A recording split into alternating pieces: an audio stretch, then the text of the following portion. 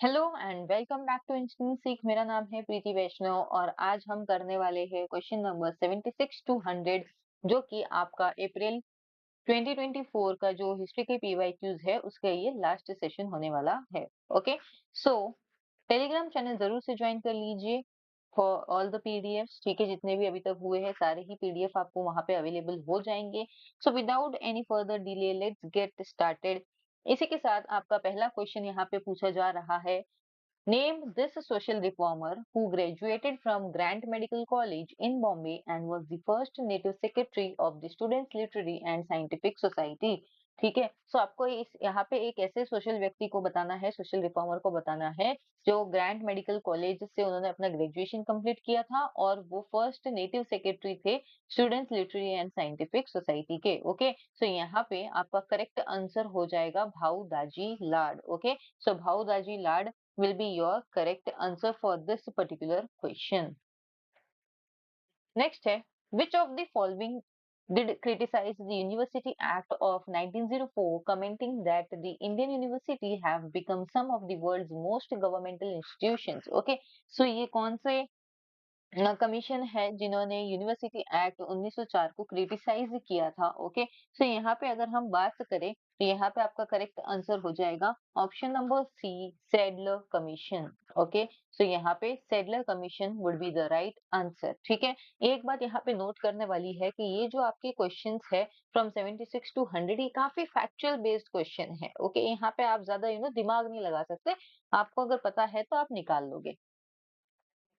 Next, Deccan Raith Association at Nipani was established by Dash। ठीक है, सो डेक्कन रैयत association किसने बनाया था? सो डेक्कन रैयत एसोसिएशन बनाया गया था शाहू महाराज के द्वारा। ओके, तो यहाँ पे आपका करेक्ट आंसर हो जाएगा option number D.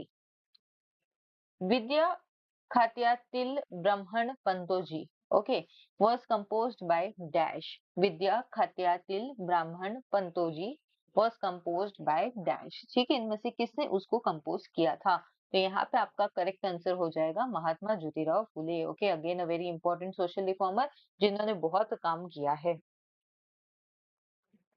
Next, what are the native newspaper reports? ठीक है, सो नेटिव न्यूज़पेपर रिपोर्ट से क्या हुआ करती थी इन चारों में से? जस्ट एक एक करके पहले पढ़ लेते हैं। Weekly compendium of translated abstracts from local language press, reports of circulation of newspapers in India and Africa, catalogue of Indian language newspaper in the British library and classified files of seditious writings in Indian press. ठीक है, सो अगर यहाँ पे आप इसके नाम से भी देखो, सो नेटिव, नेटिव माने कि क्या, लोकल। सो जो चीज लोकल होती है तो उसको हम नेटिव कह के बुलाते हैं। तो यहाँ पे आपका करेक्ट आंसर हो जाएगा weekly compendium of the translated abstracts from local language press. Okay, so यहाँ पे आपका correct answer will be option number A.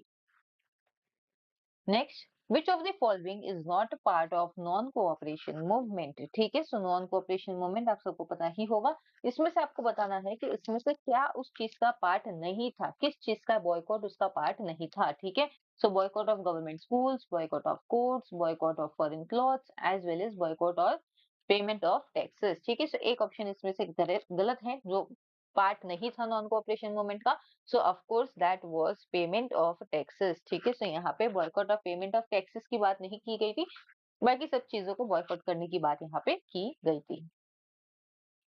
On 16th June 1914, Bal Gangadhar Tilak was released after serving a prison sentence of dash years at Mandalay Island। ठीक है, तो यहाँ पे अगर हम मंडाले की बात करें तो इनको मंडाले आइलैंड में जेल हुई थी। ठीक है, तो ये कितने साल की सजा वहां पे इन्होंने इन्होंने वहां पे काटी थी? ठीक है, तो यहाँ पे ये 6 साल बाद वापस आए थे। Okay, so correct answer will be 6 years। Okay, that is option number B.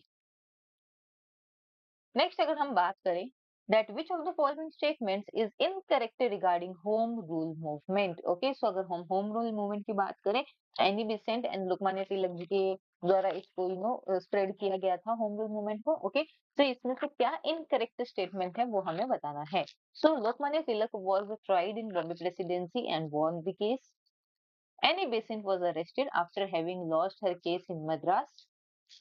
Firoz Shah Mehta opposed Tilak's re-entry into Indian National Congress, and Lokmanya Tilak's court case was not accepted by Muhammad Ali Jinnah as lawyer. Okay, so इसमें से क्या incorrect statement है? तो बाकी सारे ही statements correct हैं। आपका जो इनकरेक्ट स्टेटमेंट है वो है आपका option number D. Okay, so Lokmanya Tilak court case was not accepted by Mohammad Ali Jinnah as lawyer, ये आपका यहाँ पे गलत आंसर है, इनकरेक्ट ऑप्शन है। According to Lokmanya Tilak the Bhagavad Gita propounds dash. ठीक है, सो लोकमान्य तिलक जी के अकॉर्डिंग इसमें से भगवत गीता का जो मूल भाव है वो क्या है? ठीक है, मूल शिकवण हे आहे। सो इसमें से अगर आपको नहीं भी पता हो कि बाल गंगाधर तिलक जी ने इसके बारे में क्या कहा है, तो कृष्ण भगवान भी इसको क्या कहते हैं? कृष्ण भगवान भी इसको कर्म योग बताते हैं। ठीक है, so all the thing is कि कर्म करना है, फल की चिंता नहीं करनी है। सो ऑटोमेटिकली आपका कर्म योग will be your correct answer. Okay, karma yoga will be your correct option. Okay, just a second. So yes, coming to next question. Bhagat Singh had helped which of the following libraries to acquire a unique collection of literature on revolution, particularly those of Russia, Ireland and Italy? Okay, हम सबको पता है भगत सिंह जी को पढ़ाई का बहुत शौक था, उनको खुद लिखते भी थे। ठीक है, तो ये सारी चीजें हैं। तो इन्होंने कौन सी ऐसी लाइब्रेरी है जिनको रिवॉल्यूशन के बारे में बुक्स बुक्स का एक कलेक्शन, उनको वहां पे यूनिक कलेक्शन ऑफ लिटरेचर उन्होंने दिया था, स्पेशली रशिया में, आयरलैंड में और इटली में जो रेवोल्यूशन हुए थे उसको लेके। तो यहाँ पे आपका करेक्ट आंसर हो जाएगा। Okay, Dwarkadas library Lahore. Okay, Dwarkadas library Lahore will be your correct option. Resolution on Fundamental Rights and Duties and Economic Program was passed in the following session of Indian National Congress. So Indian National Congress में कौन से ऐसे session में इन चीजों पे बात की गई है? Fundamental rights and duties and economic programme के बारे में। तो यहाँ पे भी आपका करेक्ट आंसर हो जाएगा option number D, Karachi 1931।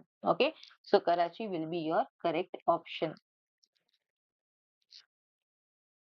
Next, coming to who hailed Gandhiji as being without doubt made of the stuff of which heroes and martyrs are made. ठीक है, so किसने गांधी जी को इस स्टेटमेंट से बताया है? ओके, कोणी महात्मा गांधी मध्ये नायक आणि शहीदांचे गुण असल्याचे निसंशयपणे म्हणता येईल. ओके, सो अशी स्तुति केली। तो यहाँ पे जो आपकी करेक्ट आंसर हो जाएगा वो है आपके सी, गोपाल कृष्ण गोखले। ओके, सो गोपाल कृष्ण गोखले को हम गांधी जी के गुरु के नाम से भी जानते हैं, सो पॉलिटिकल गुरु। ओके, सो यहाँ पे आपके Gopal Krishna Gokhale will be the correct answer. After the partition, refugees who were artisans, traders and laborers were accommodated in new townships such as dash। ठीक है, तो यहाँ पे पार्टीशन के बाद जो रेफ्यूजीज थे, ओके, उनको यहाँ पे कहाँ पे रखा गया? स्पेशली जो लोग आर्टिसंस, ट्रेडर्स एंड लेबरर्स थे उनको हमने कहाँ पे पनाह दी? ओके, सो यहाँ पे correct option will be Faridabad. So Faridabad में उन सबको अकोमोडेट किया गया था। Next, members of the State Reorganization Commission included a jurist S. Fazl Ali, okay, a social worker S. H. N. Kunzru and a historian dash। ठीक है, सो reorganisation, state reorganisation commission की अगर हम बात करें, ओके, तो यहाँ पे इसमें से कौन से लोग इंक्लूडेड थे? तो दो तो ये है Fazal Ali and H N Kunzru. Okay, तीसरे व्यक्ति कौन थे? तो यहाँ पे तीसरे व्यक्ति थे आपके K M Panikkar. Okay, K M Panikkar was the third person. Okay.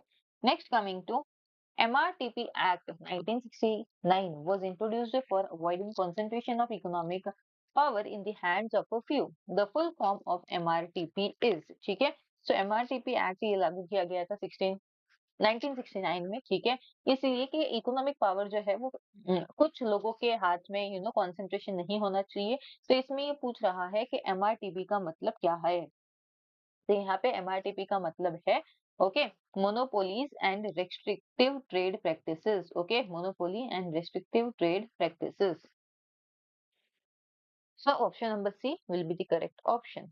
Next question is, कुछ क्वेश्चन अभी आपके पास यहाँ पे हिस्टोरियोग्राफी से है। Okay, so which Greek historian wrote on Peloponnesian War, providing a detailed account of the conflict between Athens and Sparta. Okay, so यहाँ पे आपका करेक्ट आंसर हो जाएगा Thucydides will be your correct answer. According to R.G. Collingwood, which historian is credited with the beginning of scientific history? Okay, so scientific history आप सबको पता ही है. अभी देखो ये डायरेक्टली नहीं पूछेगा आपको कि who is father of history, ना थोड़ा सा घुमा के पूछा हुआ है कि बिगिनिंग ऑफ साइंटिफिक हिस्ट्री किसको हम देते हैं credit. Okay, so Herodotus will be your right answer. Herodotus will be your right answer. Which historian considered the gold coin of Jahangir called as zodiac coin as the fake? Okay, so Jahangir ने zodiac coins जो राशि के जो science होते हैं उसके हिसाब से उन्होंने कुछ कॉइन्स बनवाए थे, तो उसको फेक किसने घोषित किया है? उनमें से कौन से ऐसे हिस्टोरियंस है जिन्होंने उन कॉइन को फेक घोषित किया है? तो वो है G.H. खरे. ओके, सो G.H. खरे है जिन्होंने उसको फेक घोषित किया है. Which contemporary postmodernist philosopher have has questioned the epistemological value of history as a science? ठीक है, तो इनमें से कौन से ऐसे मॉडर्निस्ट फिलोसोफर है, ठीक है, जिन्होंने epistemological value of history as a science उन्होंने क्वेश्चन किया है. ओके, तो यहाँ पे है आपका correct answer will be Hayden White. Okay, Hayden White will be your correct answer. Next, coming to what does the concept of butterfly effect suggest in the context of historical causation? Okay, historical causation में butterfly effect हम किसको बोलते हैं? ठीक है, तो यहाँ पे हम पहले पढ़ लेते हैं that small events can have significant and unpredictable consequences.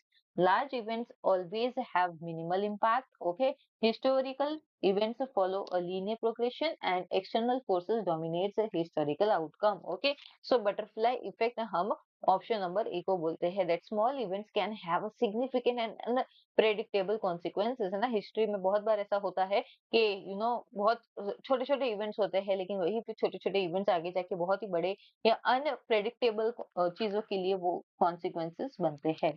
Okay, so option number A will be your correct option.